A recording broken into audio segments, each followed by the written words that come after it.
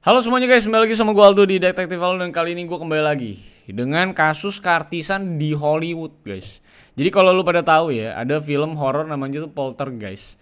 Ini salah satu film horor yang ada konspirasi di dalamnya. Katanya tuh filmnya itu ada jiwa iblisnya gitu ya, yang ditaruh di filmnya supaya ini film laku, bintang-bintangnya pada terkenal semua.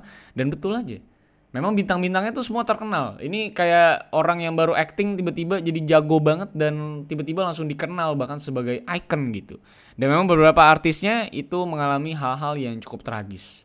Sehingga memang banyak banget konspirasi-konspirasi gelap tentang film ini. Walaupun gue tidak percaya, dan gue percaya bahwa apapun konspirasi yang disebutkan adalah sebuah kecelakaan belaka dari film tersebut. Dan gue rasa setelah film tersebut juga nggak ada hubungannya juga. Nah, ini salah satu yang mau gue bahas adalah artis dari film Poltergeist ini, yaitu adalah Dominic Dunne dengan kekasihnya.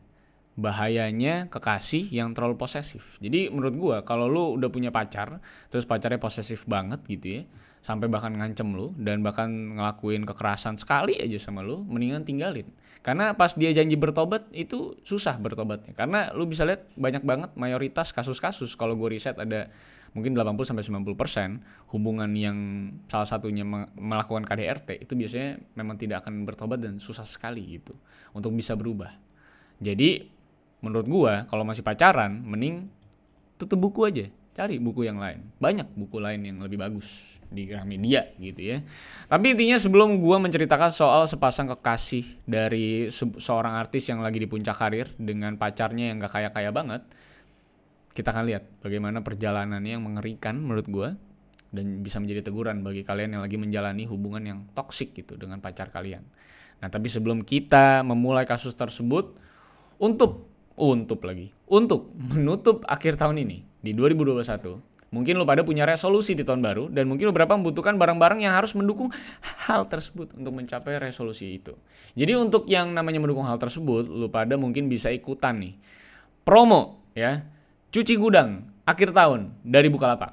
Dan di sana lu bisa dapetin beberapa barang mulai dari sepeda yang mungkin lu punya resolusi untuk olahraga di tahun 2022, nyepeda bareng Pak Jokowi. Kalau dia nih keluar dari istana pakai sepeda, ikutinnya dari belakang. Masuk lu ke dalam rombongan nih gitu ya.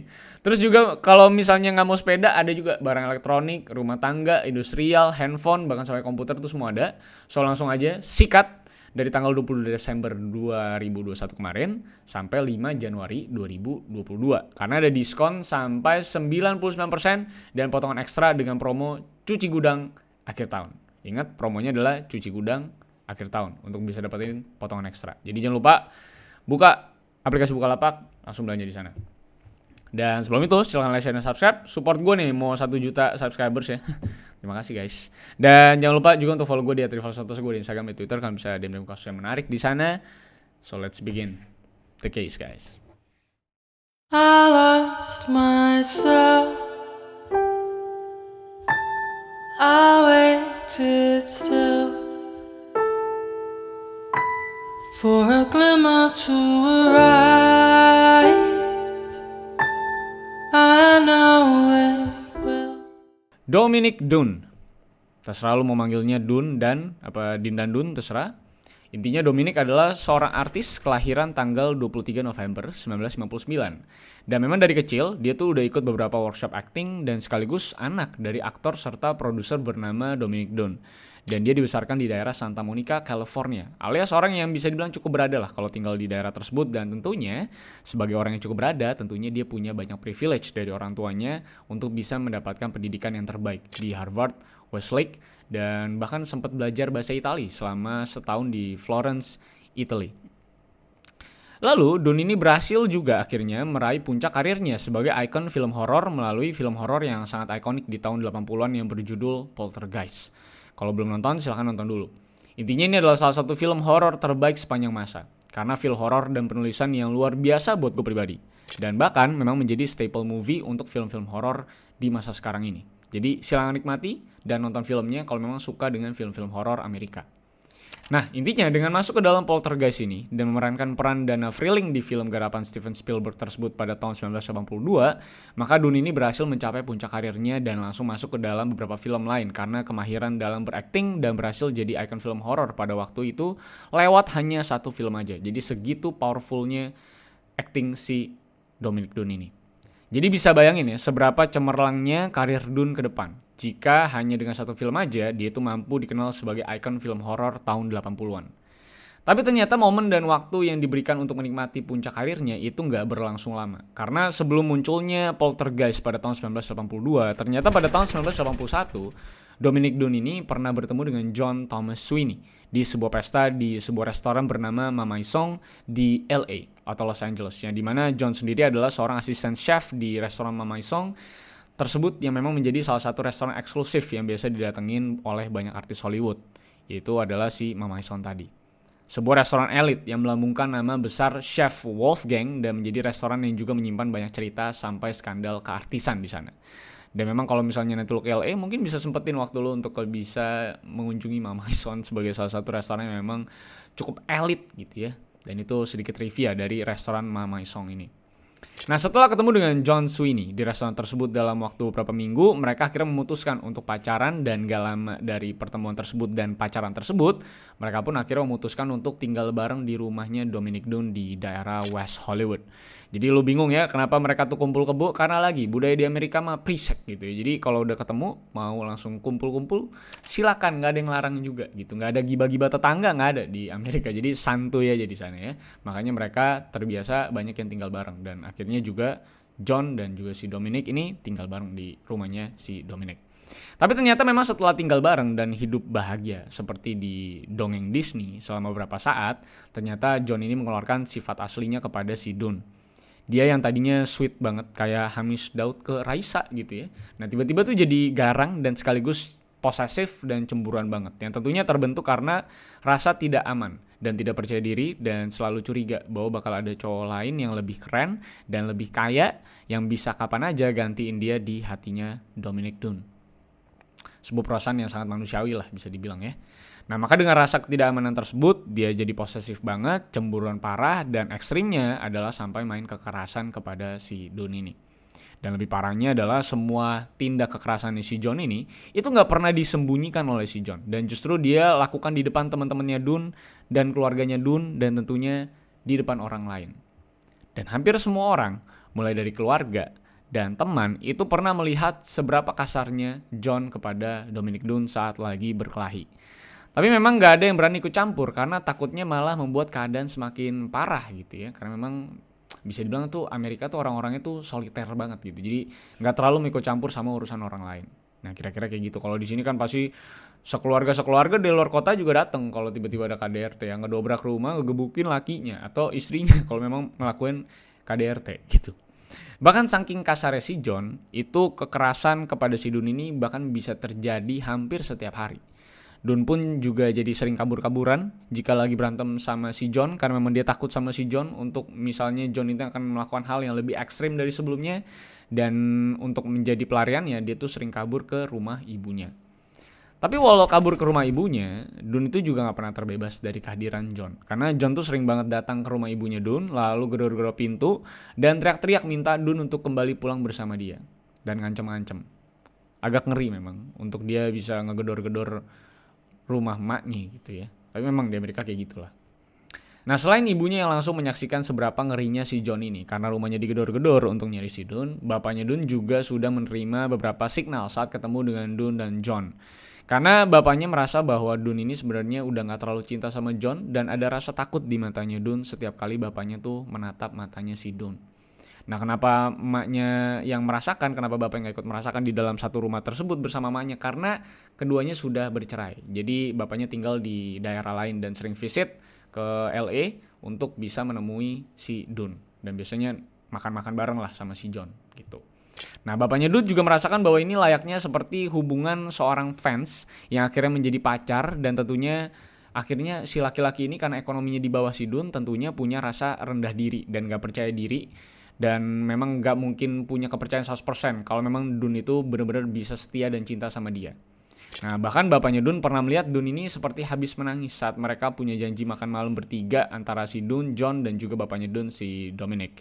Nah, disitulah bapaknya betul-betul paham bahwa ada yang gak beres dengan hubungan anaknya ini. Tapi lagi, ya, karena orang tuanya juga gak mau ikut campur dengan hubungan anaknya, gak kayak kita di Indonesia yang biasa dijodoh-jodohin, akhirnya bapaknya pun hanya menyimpan semua feeling dan asumsinya di dalam hatinya karena gak mau nambah pikiran kepada si anaknya, Dun.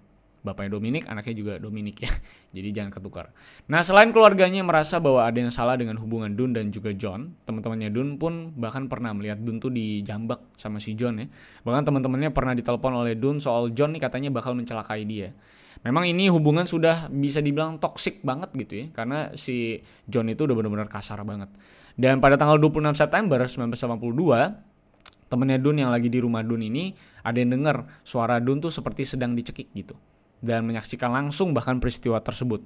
Dan pada malam itulah si Dun ini untuk kesekian kalinya kabur lagi. Dan kali ini dia kabur lewat jendela kamar mandi. Karena pintu depannya diawasi sama si John. Tapi dasarnya emang feelingnya, si John tuh tahu bahwa Dun itu kabur dari kamar mandi. Karena dia merasa kok si Dun ini lama banget di kamar mandi gak keluar-keluar gitu. Ngapain dia semedi, itu kan gak mungkin. Nah, maka dia juga akhirnya mendobrak masuk ke kamar mandi. Lalu keluar dari jendela yang sama dari jendela kamar mandi juga, dan akhirnya loncat ke kap mobilnya. Tapi untungnya si Dun ini udah keburu kabur duluan dari rumah tersebut, sehingga si John ini nggak tahu arah si Dun tuh kemana. Nah, dari kejadian dicekik tersebut lah Dun itu nggak lagi mau tinggal bareng dengan John karena merasa terancam dan memutuskan untuk mengakhiri hubungannya dengan si John akhirnya.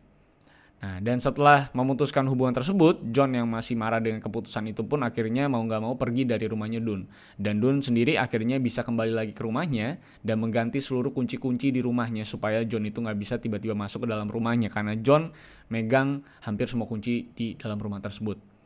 Nah, lalu setelah Dun ini bisa tinggal tenang beberapa saat, nah beberapa minggu kemudian setelah putus ini, tepatnya tanggal 30 Oktober 1982, Dun yang sedang latihan untuk TV series bersama lawan mainnya bernama David Packer itu tiba-tiba mendapatkan sebuah telepon dari John. Dan setelah telepon tersebut berakhir, 10 menit kemudian tiba-tiba John udah ada di depan rumah Dun. Dan mau gak mau supaya gak berlarut-larut masalahnya dan karena lagi latihan juga, si Dun akhirnya bersedia untuk berbicara dengan John yang terus menunggu di depan rumah. Akhirnya keduanya bicara di teras rumah. Sedangkan David Packer itu tetap di dalam menunggu si Dun selesai berbicara dengan si John. Tapi nggak berapa lama kemudian, David itu tiba-tiba mendengar ribut-ribut antara Dun dan juga John. Bahkan terdengar teriakan dan suara pukulan dari arah teras di mana mereka berdua sedang berbicara. Nah, mendengar hal tersebut, David pun langsung menelpon polisi untuk melaporkan apa yang sedang terjadi dan kira-kira apa yang akan terjadi kalau polisi nggak cepat-cepat datang. Tapi sayangnya saat dia telepon polisi bilang bahwa wilayah rumahnya Dun ini di luar jurisdiction mereka. Sehingga mereka nggak bisa ke sana kalau misalnya cuman karena urusan privasi atau urusan rumah tangga. Karena wilayah tersebut bisa dibilang wilayah yang cukup privat gitu ya. Jadi nggak mau ngurusin ribut-ribut pasangan. Kira-kira kayak gitu. Emang cukup aneh ya. Nah, lalu karena bingung, maka si David itu langsung telepon teman-temannya. Dan dia sempat kasih sebuah asumsi gitu ya. Dan sebuah kata-kata yang cukup menohok banyak temennya. Dia bilang ke teman-temannya, kalau misalnya sampai si Dun kenapa-napa ataupun meninggal di hari ini, itu pasti adalah John ya katanya. Karena John itu datang ke rumahnya. Itu kira-kira pesan dari si David ke teman-temannya. Nah, setelah nelpon temannya, David pun akhirnya berusaha untuk bisa menolong si Dun dengan tenaga dia sendiri. Karena polisi gak mau datang. Makanya akhirnya dia keluar dari pintu belakang. Karena dia kalau langsung dari teras kan nanti si John langsung lihat gitu, takutnya malah berantem gitu. Makanya dia pengen lihat dulu nih kira-kira apa yang terjadi gitu supaya nggak kelihatan ikut campur. Dan akhirnya setelah dia keluar dari pintu belakang, dia itu melihat sebuah pemandangan yang bisa dibilang luar biasa sakit dan mungkin ini adalah pemandangan pertama seperti itu yang dilihat sama David. Yaitu dia ngelihat John itu sudah ada di atas tubuh Dun di dekat semak-semak. Lu bisa bayangin ya, badan nih gitu. Kayak gitu kira-kira ya. Dan John pun itu langsung menatap si David. Karena John merasakan kehadiran David yang ngintip. Dan berkata dengan lugas, telepon polisi. Gokil. Dan langsung si David pun telepon polisi. Kali ini laporannya bukan ribut-ribut rumah tangga. Tapi adalah soal pembunuhan. Maka kali ini polisi mau gak mau datang Dan saat polisi datang, John pun itu langsung disorot dengan lampu mobil polisi dan senter polisi, dan John pun langsung angkat tangan. Dan dia langsung dengan lugas mengatakan bahwa dia betul membunuh Dominic Dunne dan berusaha membunuh dirinya sendiri. Akhirnya dengan kondisi yang sudah tidak sadar, Dunne pun langsung dibawa ke rumah sakit untuk diselamatkan, tapi ternyata Dunne gak pernah sadar karena mengalami koma. Dan saat diperiksa lebih jauh, ternyata otaknya secara realita udah tidak hidup lagi. Atau bisa dibilang otaknya itu sudah mati. Dan akhirnya dengan kondisi koma tersebut, dan kondisi yang kayaknya juga cukup tragis gitu ya, akhirnya keluarganya setuju untuk melepaskan seluruh alat pompa jantungnya atau life support systemnya. Dan akhirnya Dunne meninggal pada tanggal 4 November 1982 pada usianya yang ke-22 tahun dan di puncak karirnya. Dan beberapa organ tubuhnya akhirnya disumbangkan atas dasar pesan Dunne selama masih hidup. Disumbangkan ke orang-orang yang membutuhkan ya, biasanya karena butuh transplantasi organ dan segala macam. Ngeri banget ya, di puncak karir Jack. Dan banyak banget itu terjadi di artis-artis di seluruh dunia. Nah, di sisi lain, setelah Dunne meninggal, John pun dituntut atas pembunuhan tingkat 1 atau 2, tergantung media yang lo baca, karena ada distorsi informasi di sana. Dan dengan intinya tuntutan maksimum 6 tahun penjara. Persidangannya pun berjalan cukup kontroversial, karena John itu sempat ingin menyerang mantan pacarnya yang bersaksi untuk memberatkan John soal kebiasaan John yang memang suka KDRT dan ngebuat mantannya punya kelainan paru-paru karena kekerasan yang John lakukan. Intinya mantan ini pengen ngebuat bahwa apa yang terjadi dengan Dunne ini bukan kecelakaan, tapi karena memang kebiasaannya John yang cukup berbahaya. Nah, sampai memang akhirnya persidangan pun selesai. Dan secara tidak adil di mata keluarga korban, John divonis bersalah tapi bisa bebas setelah melalui masa tahanan selama 3 tahun. Kan bentar banget ya untuk first degree loh, pembunuhan tingkat 1. Ini sedikit sekali, 3 tahun doang. Nah, setelah bebas, yang hebat dari John ini adalah setelah dia keluar dari penjara, dia tuh bahkan bisa tetap ngedapetin kerjaan baru lagi di sebuah restoran. Bahkan jadi eksekutif chef di salah satu restoran besar di Los Angeles. Los Angeles itu isinya artis-artis gitu ya. Dan dia salah satu eksekutif chef bahkan. Yang tadinya sous chef, sekarang jadi eksekutif chef. Menurut gua naik pangkat gitu. Padahal ceritanya ini habis mencelakai orang gitu kan. Ini berbahaya sekali sebenarnya untuk orang-orang. Apalagi cuma 3 tahun dan belum di rehab, belum ke psikolog bahkan. Jadi ini orang mungkin masih fragile dan ada banget potensi untuk dia ngelakuin hal yang sama. Seperti apa yang dilakukan sama si Dominic Dunne.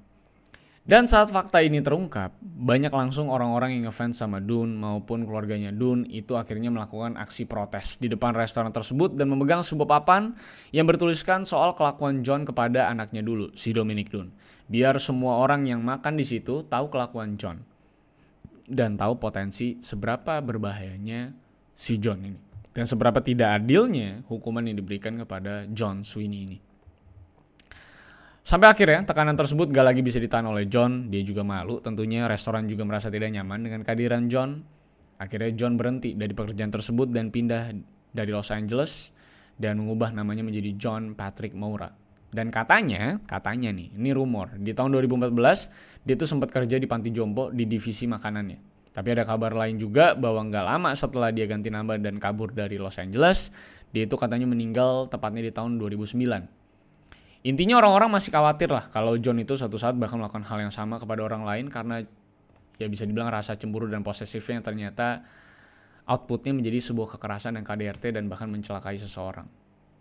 Dan intinya keberadaan dia sampai sekarang itu belum ada yang tahu karena udah ganti nama dan kabur gitu. Dan masa tahannya yang segitu pendeknya tentunya nggak bisa mengkonten atau memberikan rasa jerak gitu kepada dia. Itulah dia kasusnya Dominic Dunne. Banyak banget lah sebenarnya artis-artis di Amerika sana yang punya kisah yang sangat mengerikan di puncak karir mereka masing-masing. Nah, salah satunya adalah Dominic Dunne yang memang filmnya itu juga punya kutukan gitu si Poltergeist ini karena beberapa artisnya juga mengalami hal-hal tragik lainnya.